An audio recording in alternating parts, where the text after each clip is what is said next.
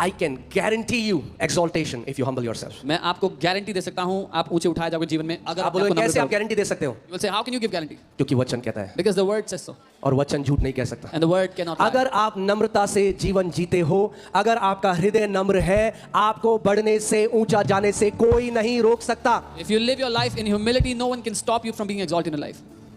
Amen? All right. So उपवास एक तरीका है अपने आप को नम्र करने का. So fasting is a way to humble yourself.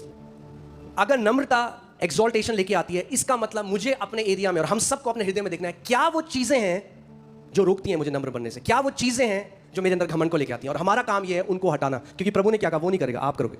If humility brings exaltation, our responsibility is to look at the things that bring pride in our life or stop us from being humble. We have to remove them. God will not do it. Ezra 8:21 again it tells that Ezra proclaimed a fast, and he said we proclaimed a fast that we might humble ourselves before God.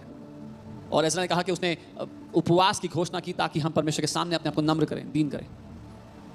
So इस बात को समझो कि उपवास कोई टोटका नहीं है परमेश्वर से वो पाने का जो चाहिए. Fasting is not a quick fix to get whatever you want from God.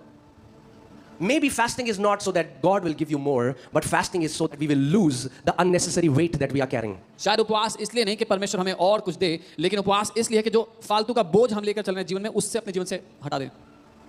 Maybe fasting कुछ ऐड ना करे आपके जीवन में, मगर हटा बहुत सारी चीजें सकती है आपके जीवन से. Maybe fasting will not add anything to your life, but it will definitely remove many things. और जब वो हटेगा ना, तो अगर कान में कुछ जम गया है बहुत ज्यादा तो सुनाई नहीं देगा. अगर आंखों में जब मोतियाबिंद हो जाता है तो एक वाइट पर्दा लग जाता है. Fasting is going to remove all of that so that you can see things clearly, you can hear God clearly. उपवास उस सब को हटाने के लिए जो आपको रोकता है परमेश्वर को देखने और सुनने से, उस सब को हटाने के लिए.